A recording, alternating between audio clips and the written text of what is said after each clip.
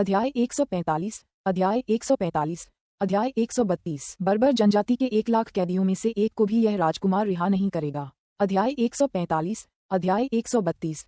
बर्बर जनजाति के 1 लाख कैदियों में से एक को भी यह राजकुमार रिहा नहीं करेगा। अनुवादक 54,96,90,339। लू चेन के जेल से निकलने के बाद जियाओ पेंथियन ने एक गहरी सांस ली। अब उनके पास कोई विकल्प नहीं बचा था। जीवित रहने के लिए, पूरे स्काई वुल्फ किंग कबीले की रक्षा करने के लिए उनके पास शायद केवल एक ही विकल्प हो सकता है, उत्तरी राजकुमार के प्रति वफादारी की शपथ लेना। लेकिन उत्तरी राजकुमार के नेतृत्व में सैनिकों द्वारा उनके ही 2 लाख परिजनों का नरसंहार किया गया था। अब जनजाति में कितने लोग उत्तरी राजकुमार के प्रति वफादारी की शपथ लेने को तैयार होंगे? यदि उत्तरी राजकुमार ने बिना किसी छल के स्काई वुल्फ किंग जनजाति को उत्तरी शहर में स्थानांतरित करने की सच्ची योजना बनाई होती, तो ये बहुत संभव था कि वह पूरी स्काई वुल्फ किंग जनजाति को तितर-बितर कर देता और उन्हें एक साथ रहने की अनुमति नहीं देता। अगर ऐसा होता, तो क्या स्काई वुल्फ किंग जनजाति अब भी स्काई वुल्फ किंग जनजाति बनी रहती? एक बार जब उनके लोग नॉर्थ सिटी के विभिन्न स्थानों पर बिखर जाएंगे, तो उनकी जनजाति का अस्तित्व वस्तुतः समाप्त हो जाएगा। तब तक आकाश भेड़िया राजा के रूप में उनकी उपाधि केवल एक उपाधि बनकर रह जाएगी। उनके पास न तो कोई भूमि होगी और न ही कोई अनुयायी। जियाओ पेंथियन ने जेल में बहुत सोच विचार किया, फिर भी अंत में वह कोई निर्णय नहीं ले सका। उसने राजा की पत्नी और उनके आने तक इंतजार करने का फैसला किया। नॉर्थ प्रिंस ने निर्णय लेने से पहले बातचीत की। 1 महीना पलक झपकते ही बीत गया। वू युआन के लगातार प्रयासों के कारण अंततः लू चेन और येल नानयान के बीच बातचीत के लिए समय और स्थान तय हो गया। जल्द ही लू चेन अपने लोगों को उत्तर की ओर उत्तरी भूमि के घास के मैदानों की ओर ले गया। लू चेन मूर्ख नहीं था। वह स्वाभाविक रूप से घास के मैदानों में गहराई तक जाने का जोखिम नहीं उठाता। वार्ता स्थल वानिंग नदी की एक सहायक नदी के किनारे स्थित था। समझौते के अनुसार दोनों पक्षों को केवल 500 सैनिक लाने की अनुमति थी। लू चेन अपने साथ केवल 500 अश्वेत घुड़सवार सैनिकों को ही उत्तरी भूमि पर ले गया। बेशक म्यू चांगटियन, किम युशान और वेनेरिन ली भी साथ गए थे। येल नानयान ने भी ऐसा ही किया। हालांकि उनके कबीले में लगभग कोई पुरुष नहीं बचा था, फिर भी उत्तरी राजकुमार को अपनी दयनीय स्थिति न दिखाने के लिए उन्होंने 500 बलवान पुरुषों को इकट्ठा किया, जो देखने में काफी शक्तिशाली लग रहे थे। हालांकि उनमें से एक भी मास्टर स्तर का मार्शल आर्टिस्ट नहीं था। जैसे ही लू चेन निर्धारित स्थान पर पहुंचने वाला था, उसने देखा कि नदी किनारे घुड़सवारों की एक टुकड़ी पहले से ही प्रतीक्षा कर रही थी और मेजों के साथ ऊनी कुर्सियां भी लगाई गई थीं। जैसे जैसे लू चेन का समूह बैठक स्थल के करीब पहुंचता गया, उसकी नजर 2 खूबसूरत आकृतियों पर पड़ी। उनमें से एक आकर्षक महिला थी जो फर के लबादे में लिपटी हुई थी, जिसमें कई तरह के आभूषण और बालों का जूड़ा था, जिसने लू चेन का ध्यान आकर्षित किया। वह महिला गरिमा में और सुरुचिपूर्ण थी। देखने में वह बर्बर जनजाति की महिला जैसी बिल्कुल नहीं लग रही थी, वह तो ग्रेट शिया जनजाति की किसी महिला जैसी प्रतीत हो रही थी। इसी समय लू चेन ने सिस्टम का उपयोग करके महिला की जानकारी प्राप्त की। नाम येल नानयान। पहचान पूर्व स्काई वुल्फ किंग की पत्नी, 32 वर्ष की, 9वीं श्रेणी की मार्शल आर्टिस्ट। मां ग्रेट शिया राजवंश के एक प्रतिष्ठित परिवार की युवती थी। युवावस्था में बर्बर जनजाति द्वारा अपहरण कर लिया गया। बर्बर जनजाति में येल नानयान को जन्म दिया। बचपन से ही अपनी मां से प्रभावित ग्रेट शिया के लिए उनके मन में गहरी लालसा थी। स्काई वुल्फ किंग से विवाह के समय उनकी उम्र अधिक होने के कारण उन्होंने कई वर्षों तक उनकी सेवा की, जिससे वह अभी भी कुंवारी थी। स्काई वुल्फ किंग जनजाति में उनका बहुत प्रभाव है। उन्होंने पूर्व स्काई वुल्फ किंग की देखभाल करते हुए जनजाति को और अधिक विकास और दुर्जेय शक्ति की ओर अग्रसर किया है। रेटिंग 96, अनुकूलता 45। येल नानयान की जानकारी पढ़ने के बाद लू चेन को ज्यादा आश्चर्य नहीं हुआ। ये जानकारी कमोबेश वैसी ही थी जैसी ब्रोकेड गार्ड ने उसके बारे में एकत्र की थी।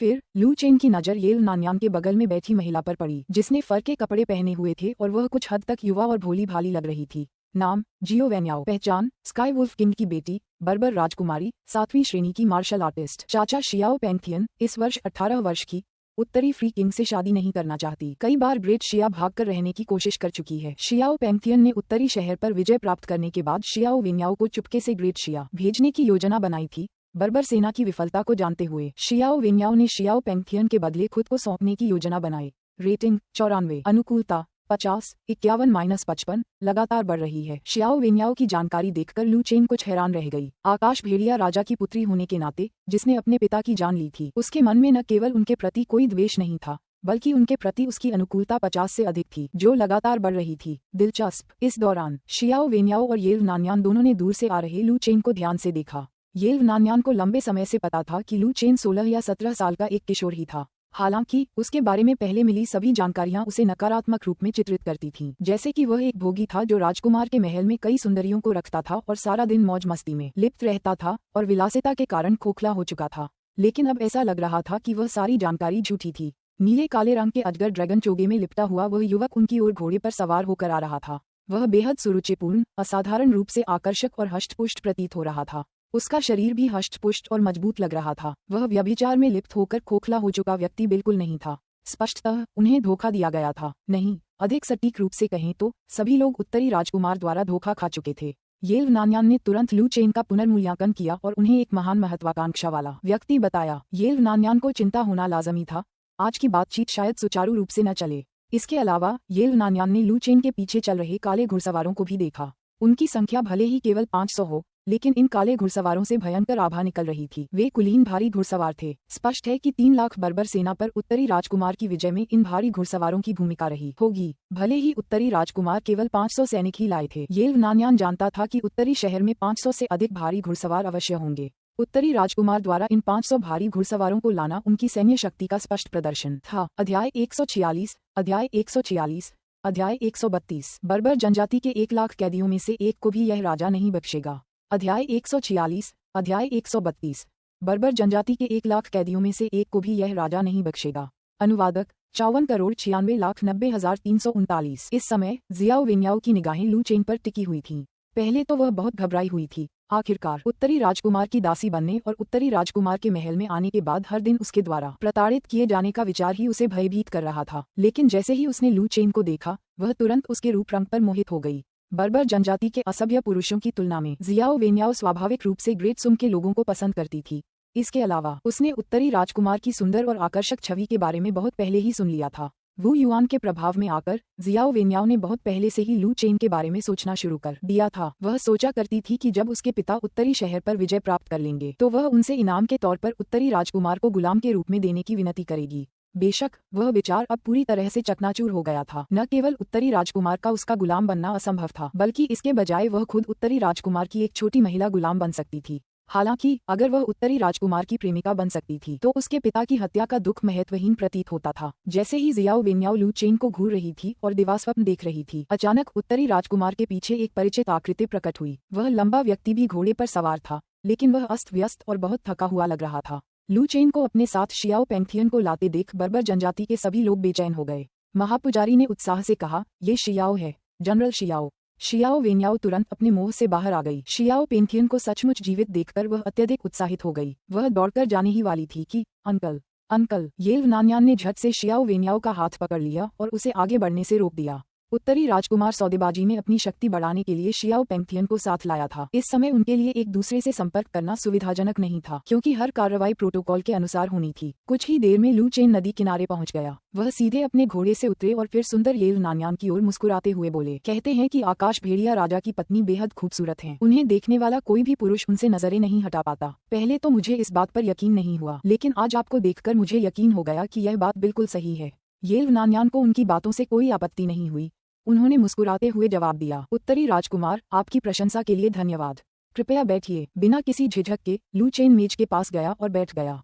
उन्हें घुटनों के बल बैठने की आदत नहीं थी और पालथी मारकर बैठना भी असुविधाजनक था। इसलिए लू चेन चर्चा समाप्त करके जल्द से जल्द घर लौटना चाहते थे। उसी क्षण येल नान्यान ने कहा, उत्तरी राजकुमार, मैं जानना चाहता हूँ कि हमने शुरू में जो शर्तें प्रस्तावित की थीं, उनके बारे में आपका क्या विचार है? लू चेन ने मुस्कुराते हुए उत्तर दिया, 1 लाख घोड़े, 1 लाख भेड़ें और 20,000 मवेशी। सामान्य परिस्थितियों में यह 1 लाख बर्बर सैनिकों को रिहा करने के लिए पर्याप्त होगा। तथापि, हालांकि, शब्द सुनते ही येल नान्यान की भौहें थोड़ी सिकुड़ गईं और औपचारिक बातचीत शुरू हो गई। लू चेन ने येल नान्यान की खूबसूरत आंखों में देखते हुए कहा, लेकिन अगर मैं इन सभी 1 लाख बर्बर सैनिकों को रिहा कर दूं, तो क्या यह मेरे लिए मुसीबत खड़ी करने जैसा नहीं होगा? क्या होगा अगर आप सभी यह तय कर लें कि अब आप मैदानों में नहीं रह सकते और एक दिन फिर से सेना लेकर उत्तरी शहर पर हमला कर दें? येल नान्यान को पहले से ही अंदाजा था कि लू चेन ऐसा कहेगा और उसने तुरंत जवाब दिया, हम एक संधि पर हस्ताक्षर कर सकते हैं, जिसमें यह वादा किया जाएगा कि 100 वर्षों तक स्काई वुल्फ जनजाति फिर कभी दक्षिण की ओर कदम नहीं रखेगी। लू चेन ने कहा, संधि एक अच्छी बात है, लेकिन मुझे ये कैसे याद है कि स्काई वुल्फ जनजाति ने इससे पहले ग्रेट सुम के साथ एक नहीं बल्कि कई संधियों पर हस्ताक्षर किए थे। तुम्हारी बर्बर जनजाति के लिए ऐसा लगता है कि संधियां ऐसी चीजें हैं जिन्हें किसी भी समय फाड़ा जा सकता है। यदि आप संधि का पालन करते भी हैं, तो आप ये कैसे सुनिश्चित कर सकते हैं कि आपका उत्तराधिकारी या अगला स्काई वुल्फ किंग इसका पालन करेगा? लू चेन की बातें सुनकर येल नान्यान का चेहरा बिगड़ गया। लू चेन की बात सच थी। स्काई वुल्फ जनजाति ने वास्तव में ग्रेट सुम के साथ कई संधियां की थीं, लेकिन उन्हें तोड़ने वाली पहली जनजाति हमेशा स्काई वुल्फ जनजाति ही होती थी। इसके अलावा नॉर्थ प्रिंस ने एक महत्वपूर्ण मुद्दे की ओर इशारा किया, स्काई वुल्फ किंग जनजाति पर नियंत्रण करने वाला अगला व्यक्ति गठबंधन का सम्मान नहीं कर सकता है। इस स्थिति को देखते हुए नॉर्थ प्रिंस को गठबंधन समझौते पर हस्ताक्षर करने के लिए राजी करना बेहद मुश्किल होगा। इस मौके पर येल नानयान ने कहा, मुझे आश्चर्य है कि उत्तरी राजकुमार किस तरह की शर्तें चाहते हैं, कृपया खुलकर बताएं। हालांकि मैं नॉर्थ प्रिंस को याद दिलाना चाहूंगा कि इन 1 लाख बर्बर जनजाति के सैनिकों के बिना भी हमारी स्काई वुल्फ किंग जनजाति घास के मैदानों पर मजबूती से खड़ी रह सकती है। अगर हम गठबंधन पर हस्ताक्षर नहीं करते हैं और कुछ सैनिक दक्षिण की ओर लूटपाट करने की लालसा का विरोध नहीं कर पाते हैं तो इसका संबंध हमारे शाही दरबार से नहीं रह जाएगा।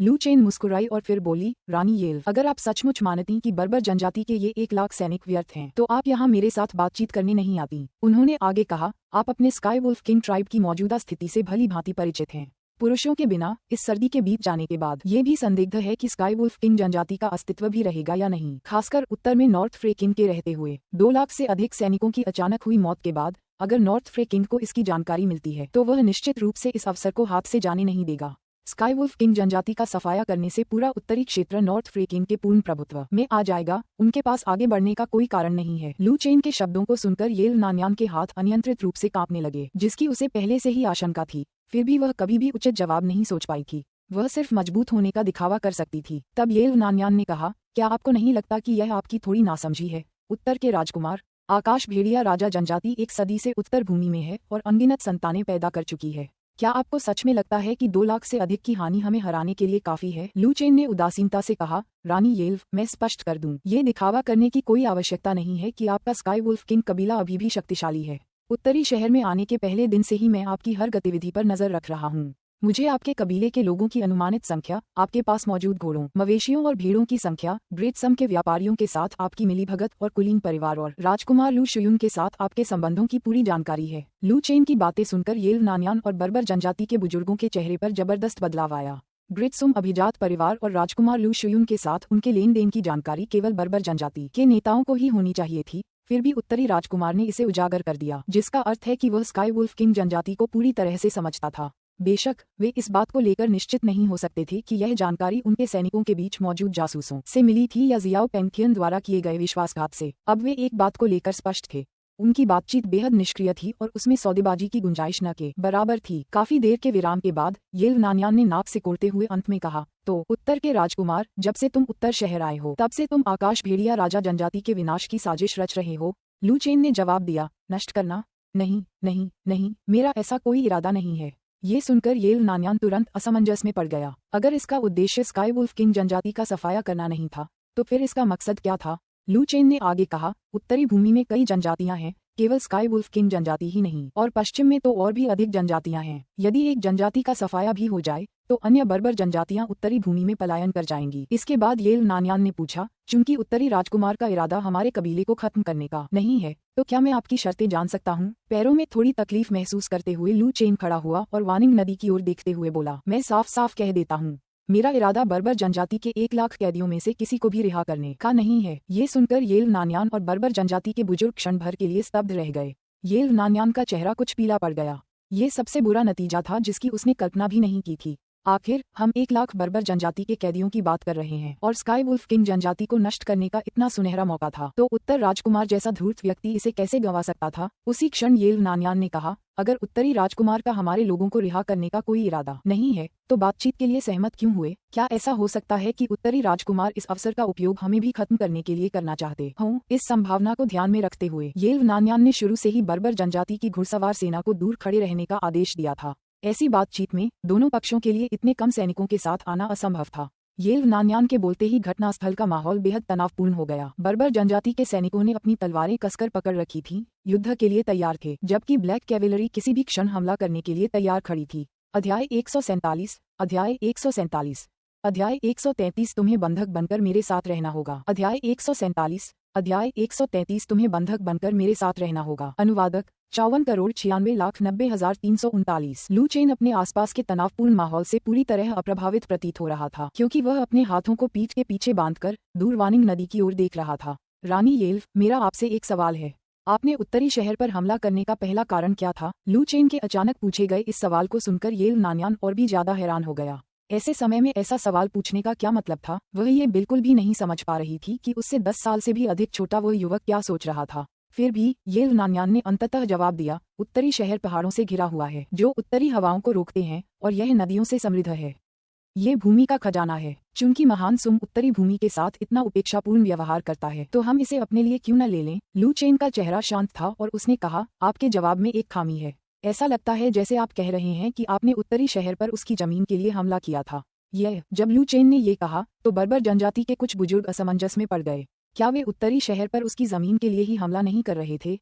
उत्तरी राजकुमार ने ये कैसे कह दिया कि उत्तरी शहर पर हमला करने का उनका उद्देश्य किसी तरह बदल गया है? उस समय येल नान्यान ने पूछा। ओह, तो फिर उत्तरी राजकुमार, आपके विचार से उत्तरी शहर पर हमला करने का हमारा कारण क्या था?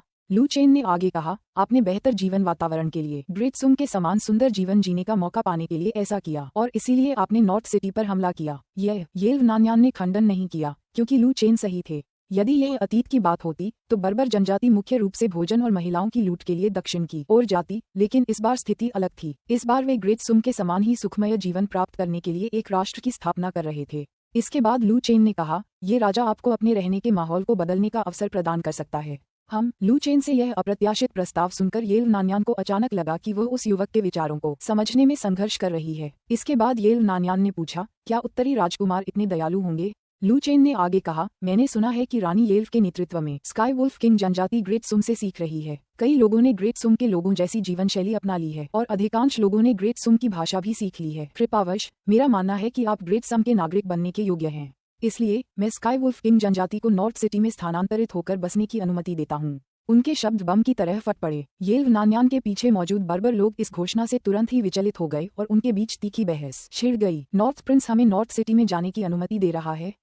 ये कैसे संभव है? यह जरूर नकली होगा, पक्का नकली। वह हमें एक ही झटके में खत्म करने की साजिश रच रहा होगा। उत्तरी राजकुमार इतना दयालु कैसे हो सकता है? बिल्कुल सही, हमने अभी अभी नॉर्थ सिटी के खिलाफ लड़ाई लड़ी और बहुत से लोगों की जान गंवाई। वह इतना दयालु तो हो ही नहीं सकता। उसके पीछे मौजूद उत्तेजित बर्बर जनजाति के विपरीत येल नान्यान गहरी सोच में डूब गई। लंबे मौन के बाद येल नान्यान ने अंततः कहा, ग्रेट सुम के लोग अक्सर कहते हैं कि मुफ्त में कुछ नहीं मिलता। चूंकि उत्तरी राजकुमार ने स्काई वुल्फ किंग जनजाति को उत्तरी शहर में बसने की अनुमति दे दी है तो इसकी शर्तें क्या हैं? फिलहाल किसी भी साजिश की संभावना को दरकिनार करते हुए येल नान्यान ने पहले उत्तरी राजकुमार की शर्तें सुनने का फैसला किया। यदि उत्तरी राजकुमार ने पहले से ही शर्तें तैयार कर रखी थीं तो उनसे ये पता लगाया जा सकता था कि कहीं उनके कोई गुप्त इरादे तो नहीं हैं। येल नान्यान का सवाल सुनने के बाद लू चेन ने येल नान्यान और शियाओ वेन्याओ की ओर मुड़कर देखा और फिर कहा, सचमुच आसमान से मुफ्त में पाई गिरने जैसी कोई चीज नहीं होती। स्काई वुल्फ किंग जनजाति को नॉर्थ सिटी में बसने की अनुमति देने के लिए मेरी कई शर्तें हैं। पहला मामला आपसे और स्काई वुल्फ किंग की बेटी से संबंधित है। ये सुनकर येल नान्यान और शियाओ वेन्याओ दोनों चौंक गईं। उनके कोमल शरीर हल्के से कांपने लगे। उन्हें अपनी बात पर यकीन नहीं हो रहा था और वे अविश्वास से लू चेन की आंखों में देखने लगीं। खुद को संभालते हुए येल नान्यान ने मुस्कुराते हुए पूछा, क्या उत्तरी राजकुमार मजाक कर रहे हैं? लू चेन ने कहा, मैं किस तरह का व्यक्ति हूँ ये बात महारानी येल्व को अच्छी तरह से समझ आ जानी चाहिए। मुझे सुंदरता से बेहद लगाव है, ये तो सर्वविदित है। सौभाग्य से महारानी येल्व और आपके बगल में बैठी युवा राजकुमारी बिल्कुल मेरे मनपसंद की हैं। बेशक ये सबसे महत्वपूर्ण बात नहीं है। सबसे महत्वपूर्ण बात यह है कि आप आकाश भेड़िया राजा की रानी हैं और आकाश भेड़िया राजा जनजाति में आपका बहुत अधिक प्रभाव है। आप वहाँ की सबसे महत्वपूर्ण हस्तियों में से एक हैं, इसलिए आपको मेरे साथ बंधक के रूप में रहना होगा। लू चेन के ये शब्द बोलते ही येल नान्यान के पीछे मौजूद बुजुर्गों ने विरोध करना शुरू कर दिया। रानी, आपको सहमत नहीं होना चाहिए। जी हाँ रानी, अगर आप हमारे कबीले में नहीं हैं तो हमारा कबीला सचमुच खत्म हो जाएगा। रानी, उत्तरी राजकुमार की चाल में मत फंसो, उसके इरादे जरूर बुरे हैं। येल नान्यान का महत्व स्पष्ट था। आज स्काई वुल्फ किंग जनजाति की समृद्धि को येल नान्यान से अलग नहीं किया जा सकता। हालांकि नॉर्थ सिटी में 30,000 सैनिकों वाली बर्बर सेना की पराजय में भी उनके निर्णयों का बहुत बड़ा योगदान था। हालांकि स्काई वुल्फ किंग जनजाति के लोगों का येल नान्यान को दोषी ठहराने का कोई इरादा नहीं था। इसके विपरीत उस क्षण येल नान्यान उनके लिए और भी महत्वपूर्ण हो गई थी। वह उनकी शक्ति का केंद्र और पूरी जनजाति की आशा थी। यदि येल नान्यान स्काई वुल्फ किंग जनजाति को छोड़ देता है तो जैसे ही जनजाति के लोगों को बर्बर सेना की पराजय के बारे में पता चलेगा, पूरी जनजाति का मनोबल गिर जाएगा और स्काई वुल्फ किंग जनजाति ज्यादा समय तक टिक नहीं पाएगी। येल नान्यान ने अपने पीछे खड़े बुजुर्गों की बातों पर ध्यान नहीं दिया। वह लू चेन के शब्दों के पीछे छिपी सच्चाई पर विचार कर रही थी। कुछ देर बाद येल नान्यान ने कहा, पहली शर्त के अलावा क्या मैं बाकी शर्तें जान सकता हूँ? अध्याय 148, अध्याय 148, अध्याय 133 आपको बंधक बनकर मेरे साथ रहना होगा _2। अध्याय 148, अध्याय 133 तुम्हें बंधक बनकर मेरे साथ रहना होगा _2। अनुवादक 54,96,90,339। लू चेन ने कहा, चूंकि मैंने तुम्हारे लोगों को उत्तरी शहर में बसने की अनुमति दे दी है, इसलिए अब से स्काई वुल्फ किंग जनजाति का हर सदस्य मेरी प्रजा है। उन्हें मेरे आदेशों का पालन करना होगा। उत्तरी शहर में सक्रिय रूप से घुल मिल जाना होगा और उत्तरी शहर के कानूनों और नियमों का पालन करना होगा। ये सुनकर येल नान्यान कुछ देर के लिए सोचने लगा। अगर स्काई वुल्फ किंग जनजाति सचमुच उत्तरी शहर में स्थानांतरित हो जाती तो उत्तरी राजकुमार के आदेशों का पालन करना निश्चित था, लेकिन येल नान्यान को नहीं लगता था कि यह इतना आसान होगा। आखिरकार स्काई वुल्फ किंग जनजाति एक बर्बर जनजाति थी। उत्तरी राजकुमार उनके उत्तरी शहर में बसने से कैसे सहज हो सकता था? अवश्य ही कोई अन्य कारण होंगे। येल नान्यान जैसे ही तीसरी शर्त के बारे में पूछने ही वाली थी कि लू चेन ने कहा, जी हाँ, एक बार जब स्काई वुल्फ किंग जनजाति उत्तरी शहर में आ जाएगी तो उन्हें अलग से बसना होगा। उसके बाद से स्काई वुल्फ किंग जनजाति का अस्तित्व समाप्त हो जाएगा। ये शब्द सुनते ही येल नान्यान के कुछ कहने से पहले ही उसके पीछे खड़े बर्बर जनजाति के महापुजारी ने तुरंत कहा, असंभव, हम ऐसी शर्त पर बिल्कुल सहमत नहीं हो सकते। उत्तरी शहर में बसने के लिए, और यह भी अनिश्चित होते हुए कि यह उत्तरी राजकुमार की साजिश थी या नहीं, उन्हें पूरे कबीले को भंग करना पड़ा। वे भला इसे कैसे स्वीकार कर सकते थे? वे ऐसी शर्तें बिल्कुल भी स्वीकार नहीं करेंगे। येल नान्यान का चेहरा भी काला पड़ गया, जैसा कि उसने सोचा था। उत्तरी राजकुमार पूरे स्काई वुल्फ किंग कबीले को नष्ट करना चाहता था, उसे इतिहास से पूरी तरह मिटा देना चाहता था। उसी क्षण येल नान्यान ने ठंडे लहजे में पूछा, यदि हम उत्तरी राजकुमार की शर्तें स्वीकार नहीं करते हैं तो उत्तरी राजकुमार क्या करेगा? लू चेन ने उदासीनता से कहा, यदि रानी येल स्वीकार नहीं करती हैं, तो मुझे आपके बर्बर कबीले से सीख लेकर आपको जबरदस्ती राजकुमार के महल में वापस ले जाना होगा और आपको अपनी पत्नी बनाना होगा। लू चेन के सीधे सादे शब्दों को सुनकर येल नान्यान ने ठंडे लहजे में कहा, क्या उत्तरी राजकुमार को लगता है कि मैं सिर्फ एक कमजोर महिला हूँ?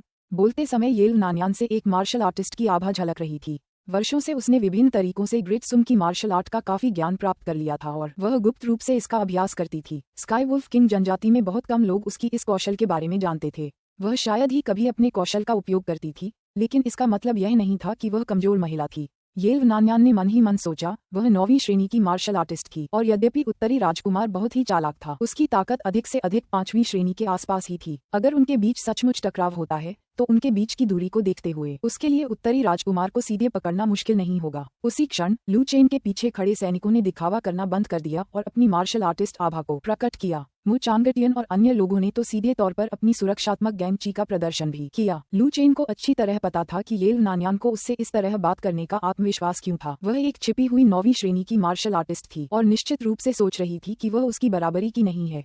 येल नान्यान को पूरी तरह से निराश करने के लिए लू चेन ने सीधे अपनी सुरक्षात्मक गैंग क्यूई भी जारी की। जब मु चांगटियन और अन्य लोगों ने लू चेन के साथ मिलकर अपनी सुरक्षात्मक गैंग ची का प्रयोग किया तो बर्बर जनजाति के सैनिक तुरंत बेचैन हो गए। यहाँ तक कि येल नान्यान ने भी अविश्वास का भाव दिखाया। चार ग्रैंडमास्टर, नॉर्थ प्रिंस भी एक ग्रैंडमास्टर हैं। ये कैसे संभव है? क्या नॉर्थ प्राइस की उम्र केवल 16 या 17 वर्ष नहीं है? लू चेन को अपनी सुरक्षात्मक गैंग ची छोड़ते देख बर्बर जनजाति के सभी बुजुर्ग भयभीत हो गए। इसमें कोई आश्चर्य नहीं कि उनकी 3 लाख सैनिकों की सेना उत्तरी शहर में हार गई। यहाँ तक कि उत्तरी राजकुमार, जो केवल 16 या 17 वर्ष का लड़का था, एक महान गुरु था। इस समय जियाओ पेंगथियन भी अपनी जगह पर अचंभित रह गया। अब उसे समझ आ गया था कि लू चेन ने 1 महीने पहले जेल में उससे क्यों कहा था कि बातचीत खत्म होने के बाद वह फैसला करेगा। एक 16 या 17 साल का ग्रैंडमास्टर, उसे अब किसी भी बात पर विचार करने की जरूरत नहीं थी, है ना? यह एक ऐसा अस्तित्व था जो निश्चित रूप से एक महान ग्रैंडमास्टर बनेगा और भविष्य में शायद स्वर्गीय लोक में भी प्रवेश कर जाएगा। घास के मैदानों में यह नियम था कि बलवान के सामने झुकना चाहिए, बलवान ही नेता होता है। भविष्य में संभावित दिव्य लोक की शक्ति के आगे झुकना बिल्कुल भी शर्मनाक नहीं था। लू चेन से आ रही मार्शल आर्टिस्ट की दुर्जेय आभा को महसूस करते हुए येल नान्यान का कोमल शरीर थोड़ा कांप गया। उसके पास कोई विकल्प नहीं बचा था, या तो इस युवक की प्रेमिका बन जाओ या फिर तुम्हारा अंत अंधकार में हो जाएगा। इसी क्षण बर्बर जनजाति का एक सिपाही अचानक पीछे से दौड़कर येल न्यान के पास आया और घबराए हुए चेहरे से उसके कान में कुछ फुसफुसाया। येल न्यान का चेहरा और भी पीला पड़ गया। येल नान्यान ने अपने सामने खड़े युवक की ओर देखने से खुद को रोक नहीं पाई। उनकी आंखें जटिल भावनाओं से भरी हुई थीं। लू चेन को पहले ही अंदाजा हो गया था कि बर्बर जनजाति के सैनिक ने येल नान्यान को क्या बताया होगा, इसलिए उसने पहल करते हुए कहा, ओह हाँ, मैं आपको बताना भूल गया था। आधा महीना पहले ही मैंने घास के मैदानों की विभिन्न जनजातियों को आकाश भेड़िया राजा की पराजय की सूचना भेज दी थी। मुझे विश्वास है कि अब तक उत्तरी फ्रे राजा आपके आकाश भेड़िया राजा के शाही दरबार की तलाश में पूरी दुनिया में घूम रहे होंगे। लू चेन की बातें सुनकर बर्बर जनजाति के बुजुर्गों के चेहरे एकदम बदल गए, क्योंकि वे जानते थे कि एक बार जब उत्तरी फ्रे के राजा को उनकी हार के बारे में पता चल जाएगा तो वह निश्चित रूप से उन्हें हर जगह खोजेगा और फिर उनकी जनजातियों को लूट लेगा। लू चेन ने आगे कहा, अब तुम्हारे पास केवल 2 ही विकल्प हैं, या तो मेरी शर्तें मान लो और अपने सभी लोगों को उत्तरी शहर में ले आओ और तुम्हारी रानी मुझसे शादी करके मेरी दासी बन जाए, या फिर आप पीछे हटकर नॉर्थ फ्री किंग से मौत की लड़ाई लड़ सकते हैं। इसके अतिरिक्त उत्तरी फ्रेंच के राजा को शायद आपके शाही दरबार का स्थान पता न हो, लेकिन मुझे पता है। मेरा मानना है कि यह जानकारी उत्तरी फ्रेंच के राजा के लिए बहुत उपयोगी होगी। इस समय बर्बर जनजाति के सभी बुजुर्ग लू चेन के घृणित और बेशर्म व्यवहार के लिए उसे कोसना चाहते थे, लेकिन जैसे मछली को काटने के तख्ते पर रखा जाता है वैसे ही उनके पास सिर झुकाने के अलावा कोई विकल्प नहीं था। मेरे पास काफी समय है और मैं आपके साथ इस पर धीरे धीरे चर्चा करने का इंतजार कर सकता हूँ, लेकिन सूर्यास्त से पहले मुझे आपसे एक निश्चित उत्तर की उम्मीद है। इतना कहकर लू चेन मुड़ा और ब्लैक कैवलरी की ओर चल पड़ा, लेकिन वह वहां से गया नहीं। उसी क्षण ब्लैक कैवलरी ने एक मेज निकाली और तुरंत उस पर अपना सारा तैयार किया हुआ भोजन फैला दिया और यहाँ तक कि लू चेन के लिए एक कप शराब भी डाली। लू चेन मेज पर बैठ गया और बढ़िया शराब की चुस्कियां लेने लगा। इस दौरान येल्व नान्यान और बर्बर जनजाति के कुछ बुजुर्ग अभी भी चुप थे। ऐसा लग रहा था कि वे पहले ही एक गतिरोध पर पहुंच चुके हैं। नहीं, और सटीक कहें तो जिस क्षण उन्होंने नॉर्थ सिटी पर हमला करने का फैसला किया उसी क्षण से वे एक ऐसे रास्ते पर चल पड़े थे जिससे वापस लौटना असंभव था। उन्होंने एक ऐसे शत्रु को चुन लिया था जिससे उन्हें कभी भी मुकाबला नहीं करना चाहिए था। निःसंदेह उत्तरी राजकुमार उनके स्काई वुल्फ किंग कबीले का सबसे बड़ा दुश्मन था। उन्होंने इससे पहले कभी उसके जैसा किसी का सामना नहीं किया था। स्काई वुल्फ किंग जनजाति के अंत के दिन सचमुच आ चुके थे। लंबे समय तक चुप्पी साधने के बाद येल्व नान्यान ने अंततः कहा, 4 ग्रैंडमास्टर्स के सामने आज हम इस जगह से निकल पाएंगे या नहीं, इस बात को एक तरफ रखते हुए अगर हम वापस भी आ जाते हैं तो मुझे डर है कि हम नॉर्थ फ्रे किंग के नरसंहार का सामना नहीं कर पाएंगे। प्रधान पुजारी ने कहा, रानी, क्या हमारे पास अपने कबीले को भंग करने के अलावा वास्तव में कोई विकल्प नहीं है? येल्व नान्यान ने उत्तर दिया, यदि उत्तरी राजकुमार सचमुच हमारे स्काई वुल्फ किंग कबीले को अपने साथ लेना चाहता है तो उत्तरी शहर में बसना हमारे लिए बुरा नहीं होगा, लेकिन वह हमें कबीले को एकजुट रखने की अनुमति कभी नहीं देगा। यह उत्तरी शहर के लिए एक बहुत बड़ा खतरा होगा और वह ऐसे खतरे को अस्तित्व में रहने नहीं देगा। येल्व नान्यान की बातें सुनकर आकाश भेड़िया राजा जनजाति के महापुजारी ने अपनी आंखें बंद कर लीं, मानो वह पूरी तरह से थक गया हो।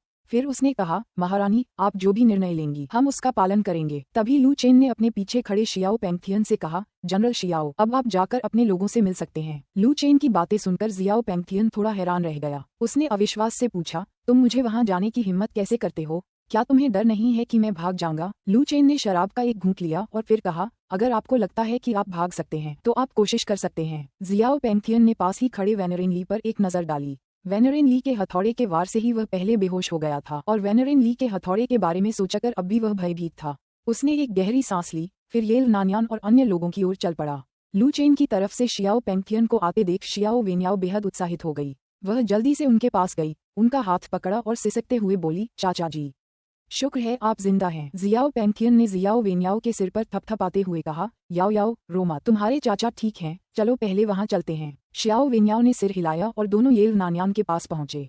येल्व नान्यान को देखकर जियाओ पेंगथियन ने झुककर कहा, महारानी को मेरा प्रणाम। ये देखकर कि लू चेन ने शियाओ पेंगथियन को रिहा कर दिया है, येल्व नान्यान ने आह भरी और पूछा, जनरल शियाओ, आपका क्या विकल्प है? अध्याय 149, अध्याय 149, अध्याय 134। अब से स्काई वुल्फ किंग जनजाति का कोई अस्तित्व नहीं है। अध्याय 149, अध्याय 134। अब से स्काई वुल्फ किंग जनजाति का कोई अस्तित्व नहीं है। अनुवादक 54,96,90,339। स्काई वुल्फ किंग जनजाति में जियाओ पेंगथियन एकमात्र ग्रैंडमास्टर स्तर का व्यक्ति था और यद्यपि उसका स्तर गिर गया होगा फिर भी भविष्य में उसके ग्रैंडमास्टर स्तर तक पुनः प्राप्त करने की आशा थी। शियाओ हुंगबो की मृत्यु के बाद शियाओ पेंगथियन ही एकमात्र ऐसा व्यक्ति था जो अगला स्काई वुल्फ किंग बन सकता था। अब जबकि स्काई वुल्फ किंग जनजाति एक विकट स्थिति में पहुंच चुकी थी, येल्व नान्यान ये जानना चाहता था कि जियाओ पेंगथियन आगे क्या करने की योजना बना रहा है। येल्व नान्यान का सवाल सुनकर जियाओ पेंगथियन एक पल के लिए चुप हो गया। कुछ देर बाद येल्व नान्यान के सवाल का जवाब देने के बजाय जियाओ पेंगथियन ने पूछा, राजकुमारी, अगर हम घास के मैदानों में लौटते हैं तो क्या उत्तरी फ्रे जनजाति हमें जाने देगी? येल्व नान्यान ने उत्तर दिया, नहीं। शियाओ पेंगथियन ने आगे कहा, उस समय चाहे आप हों राजकुमारी या याओ याओ, आप दोनों को उत्तरी फ्रे राजा द्वारा बंदी बना लिया जाएगा और उनकी दासी बना दिया जाएगा। क्या राजकुमारी उत्तरी राजकुमार की पत्नी बनना पसंद करेगी या उत्तरी फ्रे राजा की दासी? येल्व नान्यान ने इस सवाल का जवाब नहीं दिया। अगर उसे दोनों में से किसी एक को चुनना होता तो येल्व नान्यान निस्संदेह पास ही खड़े उस छोटे कद के आदमी को चुनती। वह निश्चित रूप से उस बूढ़े उत्तर फ्रे राजा को नहीं चुनती। हालांकि येल्व नान्यान ये भी अच्छी तरह जानती थी कि स्काई वुल्फ किंग जनजाति में वह एक ऐसी राजकुमारी थी जिसके हाथों में शक्ति थी और एक बार जब वह उत्तरी राजकुमार के महल में जाकर उसकी पत्नी बन जाएगी तो वह अपनी सारी शक्ति खो देगी और तब तक वह उत्तरी राजकुमार के हरम की एक साधारण सदस्य मात्र रह जाएगी। इसके अलावा वह इस साल पहले ही 30 वर्ष की हो चुकी थी, जो उत्तरी राजकुमार की महिलाओं की तुलना में अधिक उम्र की और तेजी से बूढ़ी हो रही थी। शायद शुरुआत में उत्तरी राजकुमार उसकी सुंदरता पर मोहित हो जाए, लेकिन कुछ ही वर्षों में जब वह बूढ़ी और कमजोर हो जाएगी तो उत्तरी राजकुमार उसमें सारी रुचि खो देगा और वह उत्तरी राजकुमार के हरम में अकेले ही अपने दिन समाप्त कर लेगी। लेकिन अब इस बारे में सोचना बेकार था, उसके पास पहले से ही कोई विकल्प नहीं बचा था। इसके अलावा ग्रेट सम में जीवन जीना एक ऐसी चीज थी जिसकी उसे बचपन से ही चाह थी, और अगर वह इस अवसर को खो देती है तो वह भटकने वाले अपने पुराने जीवन में वापस लौट सकती है। वह पानी और घास की तलाश में भटकते हुए खानाबदोश जीवन से तंग आ चुकी थी। येल नानयान द्वारा अपने प्रश्न का उत्तर न देने पर जियाओ पेंगथियन ने कहा, उत्तरी राजकुमार इस वर्ष केवल 17 वर्ष का है, फिर भी वह पहले से ही एक ग्रैंड मास्टर है। मेरा मानना है कि भविष्य में उसके स्वर्गीय मानव क्षेत्र का विशेषज्ञ बनने की प्रबल संभावना है। हमारे कबीले की स्थापना से ही हम बलवानों का आदर करते आए हैं, और चूंकि वह बलवान है और उसने हमें पराजित किया है, इसलिए हमारे पास उसके समक्ष आत्मसमर्पण न करने का कोई कारण नहीं है। स्काई वुल्फ किंग जनजाति ने निरंतर युद्ध और छोटी जनजातियों को आत्मसात करके ही आज यह मुकाम हासिल किया है। अब जब हम हार चुके हैं तो हमारा भाग्य उन छोटी जनजातियों से अलग नहीं है जिन पर हमने कभी विजय प्राप्त की थी, और मुझे लगता है कि इसे स्वीकार करना कोई मुश्किल बात नहीं है। शियाओ पेंगथियन की बातें सुनकर बर्बर जनजाति के बुजुर्ग चिंतन में डूब गए। दरअसल स्काई वुल्फ किंग जनजाति के वर्तमान कद तक पहुंचने का कारण निरंतर युद्ध और आसपास की छोटी जनजातियों को अपने समूह में आत्मसात करना ही था। इन बुजुर्गों में से कुछ मूल रूप से अन्य छोटी जनजातियों से थे, जैसे एल्डरफू, जो स्काई वुल्फ किंग जनजाति द्वारा उनकी पूर्व छोटी जनजाति को आत्मसात करने के बाद उसमें समाहित हो गए थे। यदि नॉर्थ सिटी को एक बड़ी बर्बर जनजाति के रूप में देखा जाता तो नॉर्थ सिटी में जाना उतना अस्वीकार्य नहीं लगता। इस समय बर्बर जनजाति के बुजुर्ग उत्तरी शहर जाने का कड़ा विरोध नहीं कर रहे थे। आखिरकार उनके पास कोई विकल्प नहीं था। यदि वे घास के मैदानों में लौटते और उत्तरी फ्री के राजा द्वारा पकड़े जाते तो उन्हें केवल हार का सामना करना पड़ता, और स्काई वुल्फ किंग जनजाति के लोग वर्षों से येल नानयान के नेतृत्व में ग्रेट सुम की जीवन शैली की कामना करने लगे थे। अब जब उनके सामने इतना अच्छा अवसर था तो उनके चुनाव के तरीके पर आगे चर्चा की कोई आवश्यकता नहीं थी। इस समय प्रधान पुजारी ने अपनी आंखें खोलीं और कहा, आइए मतदान करें। जो लोग नॉर्थ सिटी में जाने के पक्ष में हैं, वे अपने हाथ उठाएं। ये सुनकर महायाजक ने सबसे पहले अपना हाथ उठाया। बर्बर जनजाति के प्रधान पुजारी का जनजाति में एक महत्वपूर्ण स्थान था, और चूंकि वे सहमत हो गए थे इसलिए अन्य लोग शायद ही असहमत हो सकते थे। उनका अनुसरण करते हुए एल्डरफू ने अपना हाथ उठाया, और कुछ ही समय बाद विभिन्न बुजुर्गों ने उत्तरी शहर में स्थानांतरण के पक्ष में मतदान करने के लिए अपने हाथ उठाए। जिस क्षण प्रधान पुजारी ने अपना हाथ उठाया वह वस्तुतः उत्तरी शहर में जाने के लिए उनकी सहमति का प्रतीक था। प्रधान पुजारी पूरे कबीले में सबसे रूढ़िवादी व्यक्ति थे, और चूंकि वह सहमत हो गए थे इसलिए ये संभावना नहीं थी कि अन्य लोग सहमत नहीं होंगे। लेकिन इस समय येल नानयान ने अपना हाथ नहीं उठाया। येल नानयान द्वारा हाथ न उठाने पर जियाओ पेंगथियन ने पूछा, राजकुमारी, यह क्या है?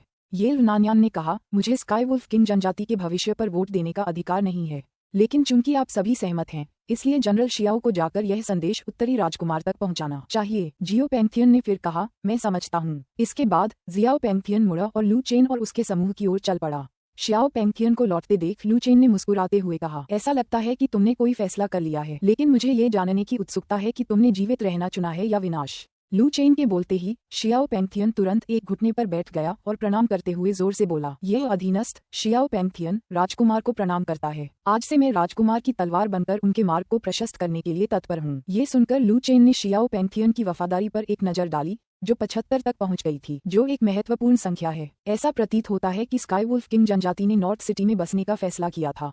फिर लू चेन खड़ा हुआ और बोला, जनरल शियाओ, कृपया उठिए। जियाओ पेंगथियन ने कहा, धन्यवाद राजकुमार। जैसे ही ये शब्द खत्म हुए जियाओ पेंगथियन जमीन से उठ खड़ी हुई, और उसी क्षण लू चेन सीधे येल नानयान और उसके समूह की ओर चल पड़ी। अध्याय 150, अध्याय 150, अध्याय 134। अब से कोई मोरेस्की वुल्फ किंग जनजाति नहीं है _2। अध्याय 150, अध्याय 134। अब से स्काई वुल्फ किंग जनजाति _2 का कोई अस्तित्व नहीं है। अनुवादक 54,96,90,339। कुछ ही देर में लू चेन उस जगह वापस आ गया जहां उन्होंने अभी अभी बातचीत की थी। वह एक बार फिर फर के कालीन पर बैठ गया और फिर येल नानयान से बोला, ऐसा लगता है कि आप मेरी शर्तों पर सहमत हो गए हैं। हाँ, येल नानयान ने कहा, लेकिन हमारी एक और शर्त है। ओह, क्या स्थिति है? लू चेन ने पूछा। येल नानयान ने सीधे जवाब नहीं दिया, बल्कि पूछा, क्या राजकुमार वास्तव में उन 1 लाख सैनिकों को रिहा करने का इरादा नहीं रखते? यदि हम उत्तरी शहर में शामिल हो जाते हैं तो वे 1 लाख सैनिक अब बंदी नहीं रहेंगे, बल्कि महाराज की प्रजा बन जाएंगे। ये सुनकर लू चेन तुरंत येल नानयान का मतलब समझ गया और फिर बोला, मैं उन्हें रिहा कर सकता हूँ, लेकिन अभी नहीं। मुझे उनसे नॉर्थ सिटी में 10 साल की मजदूरी करवानी है। अगर उनका प्रदर्शन अच्छा रहा तो मैं उन्हें समय से पहले रिहा कर सकता हूँ, और इस दौरान मैं उनके परिवारों को उनसे मिलने की अनुमति दूंगा।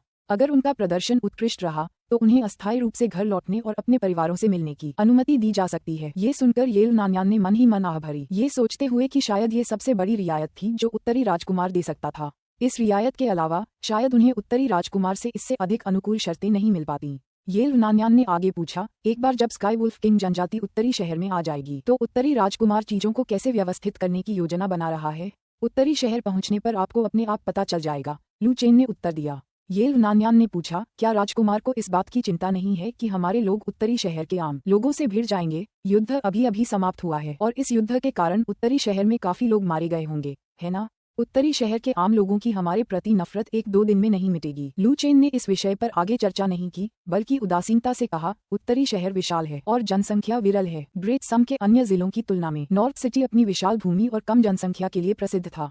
यदि उत्तर भूमि की सभी बर्बर जनजातियां भी वहां आकर बस जाएं, तो भी नॉर्थ सिटी में उन्हें बसाने की पर्याप्त क्षमता होगी। मुख्य बात ये थी कि लू चेन जल्द ही उत्तरी भूमि को अपने अधिकार क्षेत्र में ले लेगा और उस समय उसका क्षेत्र उत्तर की ओर लगातार विस्तारित होता रहेगा और उसके लिए और भी अधिक भूमि उपलब्ध होगी। बर्बर जनजातियों की जनसंख्या तुलनात्मक रूप से नगण्य थी। आम लोगों की नफरत की बात करें तो इसे निश्चित रूप से थोड़े समय में मिटाया नहीं जा सकता था और इसमें घुल-मिल जाने में लंबा समय लगेगा। इसके बाद लू चेन ने कहा, अगर आपके कोई और सवाल हैं तो आप उन्हें एक साथ पूछ सकते हैं। मैं आज व्यक्तिगत रूप से उनका जवाब दे सकता हूँ। कुछ देर सोचने के बाद येल नान्यान ने कहा, जब हम नॉर्थ सिटी पहुंचेंगे तो मैं अपने सैनिकों को देखना चाहूंगा। लू चेन को इसके बारे में सोचने की भी जरूरत नहीं पड़ी और उसने तुरंत जवाब दिया, ये संभव है। लू चेन वास्तव में येल नान्यान को उन बर्बर जनजाति के बंदियों से मिलवाने की योजना बना रहा था, मुख्य रूप से बर्बर जनजातियों को स्थिर करने और बंदियों को किसी भी तरह के बाहरी विचारों में उलझने से रोकने के लिए। चूंकि येल नान्यान ने उनसे मिलने की पहल की थी, इसलिए लू चेन के पास असहमत होने का कोई कारण नहीं था। इसके बाद येल नान्यान ने गहरी सांस ली और कहा, नॉर्थ प्रिंस, इसे संभव बनाने के लिए आपका धन्यवाद।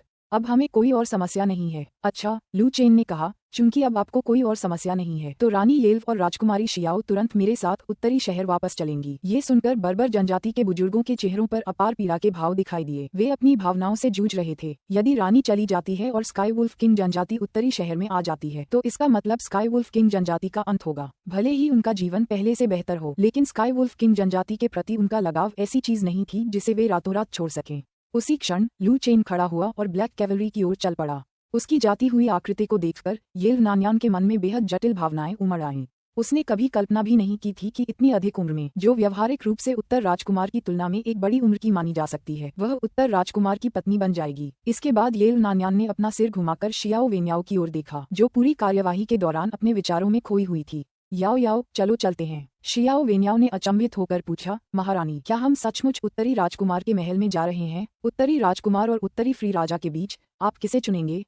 येल नान्यान ने पलटवार किया। शियाओ वेन्याओ ने कोई जवाब नहीं दिया, बल्कि उदास होकर कहा, मैं समझ गई। इसके बाद जियाओ वेन्याओ उस स्थान की ओर चली जहां ब्लैक कैवलरी तैनात थी। ब्लैक कैवलरी के मोर्चे पर लौटने के बाद लू चेन ने जियाओ पेंगथियन से कहा, general Jiao, sky wolf king जनजाति को उत्तरी शहर में बसाने का मामला आपको सौंपा जाएगा। ये सुनकर जियाओ पेंगथियन क्षण भर के लिए स्तब्ध रह गया। उसने हाल ही में उत्तरी राजकुमार के प्रति अपनी वफादारी की शपथ ली थी और अब उत्तरी राजकुमार ने उसे यह मिशन सौंपा था। क्या उत्तरी राजकुमार को इस बात का डर नहीं था कि उसके इरादे कुछ और हो सकते हैं? लू चेन को इस बात की परवाह नहीं थी कि जियाओ पेंगथियन क्या सोच रहा है। उसने सीधे किन युशान से कहा, कमांडर किन, क्या आपने नहीं कहा था कि आपके पास कोई ऐसी गोली है जो किसी की कुशलता को बहाल कर सकती है? जनरल जियाओ को एक गोली दे दीजिए। किन युशान ने जरा भी संकोच नहीं किया। उसने अपनी आस्तीन से एक छोटी चीनी मिट्टी की बोतल निकाली और उसे शियाओ पेंगथियन को देते हुए कहा, यह महान वापसी की गोली है। सिर्फ एक गोली ही आपके कौशल को पुनः प्राप्त करने के लिए पर्याप्त है और आप अधिकतम आधे महीने के भीतर ही मास्टर स्तर पर वापस आ सकेंगे। किन युशान के हाथ में चीनी मिट्टी की छोटी बोतल देखकर शियाओ पेंगथियन का दिल अपार उत्साह से भर गया। उसने हमेशा सोचा था कि वह जीवन भर के लिए अपाहिज हो गया है और अपनी क्षमता को पुनः प्राप्त करना बहुत मुश्किल होगा। उसने उत्तर राजकुमार से ऐसी चमत्कारी औषधि की अपेक्षा नहीं की थी।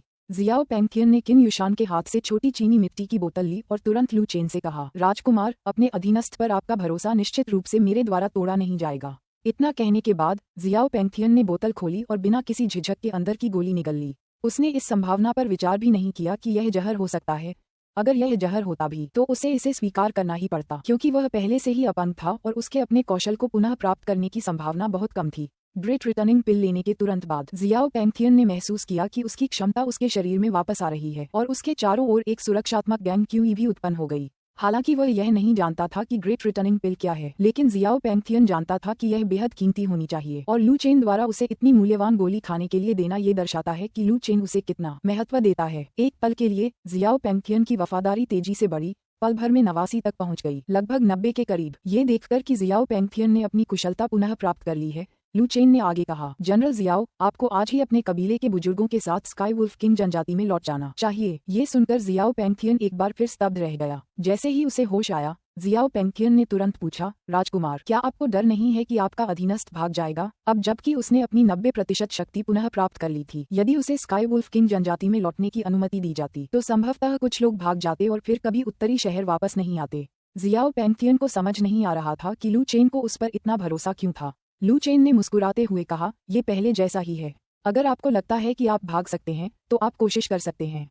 इतना कहकर लू चेन अपने घोड़े के पास गया और काठी पर बैठ गया। उसी क्षण येल नान्यान और जियाओ वेन्याओ ब्लैक कैवलरी के पास पहुंचे। वेनरेन ली 2 घोड़ों को लेकर आए और येल नान्यान और शियाओ वेन्याओ से कहा, देवियों, कृपया आइए। वेनरेन ली द्वारा उसे लेडी कहकर पुकारे जाने पर जियाओ वेन्याओ का चेहरा तुरंत थोड़ा और गुलाबी हो गया। उसने लू चेन पर एक नजर डाली जो पहले से ही अपने घोड़े पर सवार था। शियाओ वेन्याओ को विश्वास नहीं था कि लू चेन उससे शादी करना चाहता है और न ही उसने खुद को लू चेन से शादी करने के बारे में सोचा था। शियाओ वेन्याओ की नज़र में वह लू चेन की सिर्फ एक गुलाम थी। शियाओ वेन्याओ घास के मैदानों में पली बड़ी थी, जिसने दुनिया के बारे में उसकी समझ को आकार दिया था। घास के मैदानों में पराजित लोग हमेशा गुलाम ही रहते थे। वहां मानवाधिकारों के लिए कोई जगह नहीं थी। येल नान्यान ने इस बारे में ज्यादा नहीं सोचा। वह झटपट अपने घोड़े पर सवार हो गई। जैसे ही येल नान्यान घोड़े पर सवार हुई, शियाओ वेन्याओ को होश आया और उसने भी तुरंत अपने घोड़े पर सवार हो गई। गुलाम होना उत्तरी फ्रांस के राजा से शादी करने से बेहतर था, जो एक बूढ़ा मूर्ख था और बिना नहाए ही लोगों को खा जाता था। इस विचार के साथ जियाओ वेन्याओ ने अपने भाग्य को स्वीकार कर लिया और अपने मन में उत्तर राजकुमार की छोटी दासी होने की पहचान को स्थापित कर लिया। अब से उत्तरी राजकुमार शियाओ वेन्याओ के स्वामी होंगे। इस समय जियाओ पेंगथियन ने जियाओ वेन्याओ की ओर देखा और फिर कहा, याओ याओ, तुम्हारे चाचा अभी कबीले में वापस जा रहे हैं। मैं थोड़ी देर बाद आकर तुम्हारा हालचाल ले लूंगा। ये सुनकर शियाओ वेन्याओ और येल नान्यान दोनों ही अचंभित रह गए। उन्हें लू चेन की उस योजना के बारे में पहले से पता नहीं था जिसमें वह शियाओ पेंगथियन को स्काई वुल्फ किंग जनजाति में वापस भेजने वाला था। जब उसे होश आया तो येल नान्यान की खूबसूरत निगाहें लू चेन की पीठ पर टिकी हुई थीं, क्योंकि वह इस युवक को समझने की कोशिश कर रही थी। अध्याय 151, अध्याय 151, अध्याय 135, बड़ी महत्वाकांक्षा, लेकिन यह अनिश्चित की क्षमता इसके अनुरूप है या नहीं। अध्याय 151, अध्याय 135, बड़ी महत्वाकांक्षा, लेकिन यह अनिश्चित की क्षमता इसके अनुरूप है या नहीं। अनुवादक 54,96,90,339। जियाओ पेंगथियन स्काई वुल्फ किंग के कबीले का महान सेनापति था और स्काई वुल्फ किंग पद का उम्मीदवार भी था। इस समय लू चेन ने उसे स्काई वुल्फ किंग के कबीले में वापस जाने देने का साहस किया, जिसकी येल नान्यान ने कभी कल्पना भी नहीं की थी। उत्तर के राजकुमार का दुस्साहस वाकई ऐसा नहीं लग रहा था कि वह किसी 16 या 17 साल के बच्चे में हो सकता है, और एक पल के लिए येल नान्यान की निगाहें अनजाने में लू चेन की आकृति का पीछा करती रहीं। वह उनसे हट नहीं पा रही थी। सच कहें तो येल नान्यान को शियाओ पेंगथियन पर ज्यादा भरोसा नहीं था। अब जबकि स्काई वुल्फ किंग युद्ध में मारा जा चुका था और स्काई वुल्फ किंग के कबीले में सत्ता के केंद्र के रूप में उसे उत्तरी राजकुमार ने छीन लिया था। एक बार जब जियाओ पेंगथियन स्काई वुल्फ किंग के कबीले में लौट आएगा तो वह सत्ता का अगला केंद्र होगा। वह स्काई वुल्फ किंग के कबीले को नॉर्थ लैंड से दूर ले जा सकता है या नॉर्थ फ्रे किंग के कबीले में शामिल होने का विकल्प चुन सकता है और नॉर्थ सिटी में स्थानांतरित होने से इनकार कर सकता है। इस समय शियाओ पेंगथियन को स्काई वुल्फ किंग के कबीले में वापस छोड़ने का साहस करना एक ऐसी दिलेरी थी जो हर कोई नहीं जुटा सकता था। येल नान्यान को लू चेन पर पूरा भरोसा था। ये युवक अब तक का सबसे आत्मविश्वासी और साहसी व्यक्ति था जिसे उसने कभी देखा था। इस समय जियाओ वेन्याओ को होश आया और उसने सावधानी से पूछा, चाचा, क्या उत्तरी राजकुमार आपको वापस जाने देने की योजना बना रहा है? जियाओ पेंगथियन ने सिर हिलाकर कहा, उत्तरी राजकुमार ने मुझे जनजाति को उत्तरी शहर में स्थानांतरित करने की जिम्मेदारी सौंपी है। येल नान्यान की नजरें लू चेन से हटकर जियाओ की ओर गईं। पेंगथियन ने कहा, जनरल शियाओ, ऐसा लगता है कि उत्तरी राजकुमार आपका बहुत सम्मान करते हैं। येल नान्यान की बातें सुनकर जियाओ पेंगथियन के मन में कई तरह की भावनाएं उमड़ आईं। उन्होंने व्यंग्यात्मक मुस्कान के साथ कहा, मुझे लगता है कि यह एक सम्मान की बात है। इतना कहकर जियाओ पेंगथियन ने जियाओ वेन्याओ की ओर देखा और उसे याद दिलाया, याओ याओ, उत्तरी राजकुमार का महल कोई शाही दरबार नहीं है। जब तुम वहां पहुंचोगी तो तुम पहले की तरह मनमानी नहीं कर पाओगी। जियाओ पेंगथियन को जियाओ वेन्याओ की दासों के साथ दुर्व्यवहार करने की प्रवृत्ति के बारे में पता था, एक ऐसी प्रथा जिसकी शाही दरबारों में कोई आलोचना नहीं होती थी। लेकिन उत्तरी राजकुमार का महल अलग था।